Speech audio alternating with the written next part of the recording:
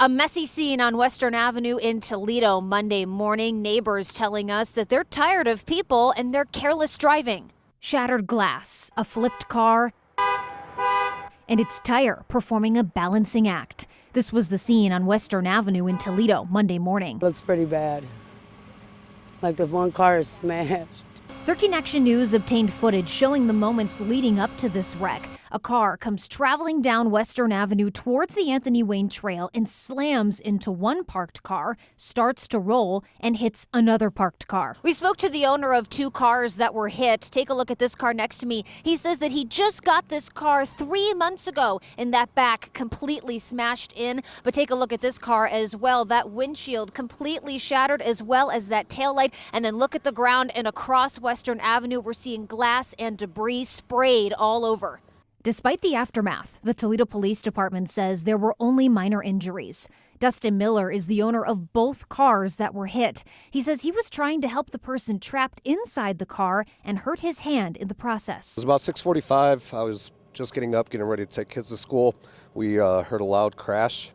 Come outside and vehicles rolled over. He says kids live on this street and that he's aggravated with the constant speeding. Tired of everybody going through and driving like the city streets are just racetracks. I mean, on average, people do 60 to 70 miles per hour. Another neighbor, Lois, saw the scene this morning and echoed Miller's thoughts. But what scares me is other people, the school and stuff too. Do something. I'd enforce the laws that are given. I mean, it's a 35 mile per hour zone. It's right at the start of school time. Why wouldn't they go through and make sure that somebody's out here doing something? TPD says the crash is under investigation. Reporting in Toledo, I'm Claire Mitchell, 13 Action News.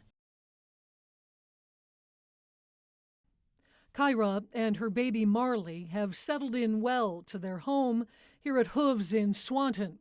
The farm is more than 1,500 miles from the Colorado National Park, where Kyra was born. Kyra was born in Mesa Verde National Park in a valley right in the middle of the park, and she was wild for the first 2 years of her life. Like thousands of other wild Mustangs, Kyra and her herd were rounded up last year. Right now there is a huge crisis with our wild horse population, and tens of thousands of them are being rounded up. Amanda Held is the founder and director of Hooves.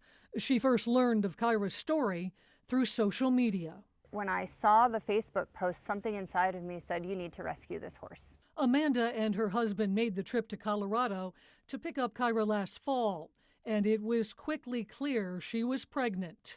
Marley was born at the Hooves farm in June. When she was a couple of days old, my husband and I were just sitting on the lawn chairs. We're just like, wow, we are so lucky to be stewards of these horses.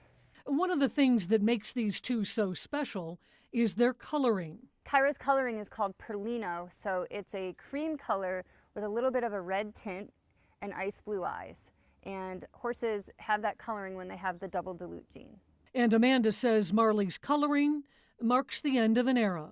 Not only is Marley's coloring extremely rare, but what makes her so special is she was the very last Perlino Mustang to be born out of the herd located at Mesa Verde National Park.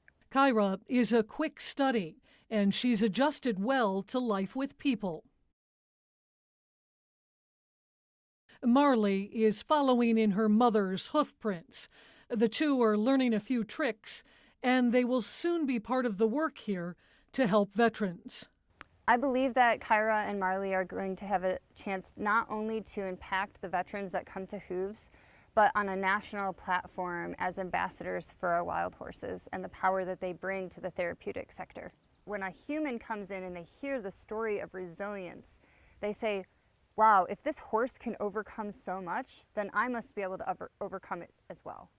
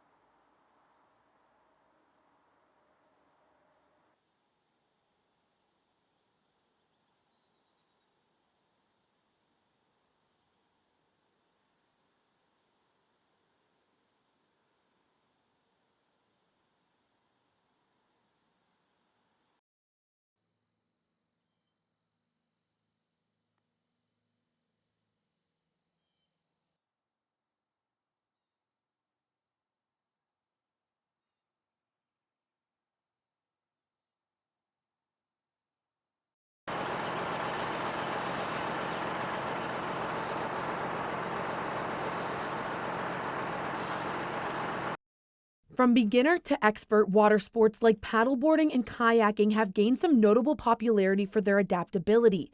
Anyone from middle schoolers to seasoned adults can take part, making it an inclusive outdoor activity for the entire family. The good news is, if you've been feeling the itch to jump on a board or in a boat and hit the water, the Metro Parks have everything you need to get out there.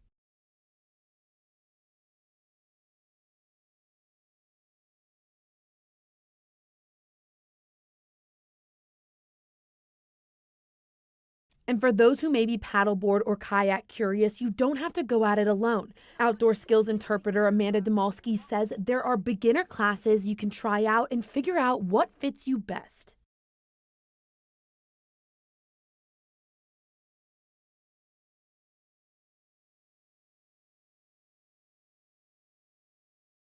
Amanda wanted to show me just how easy it was to spend some time out on the board.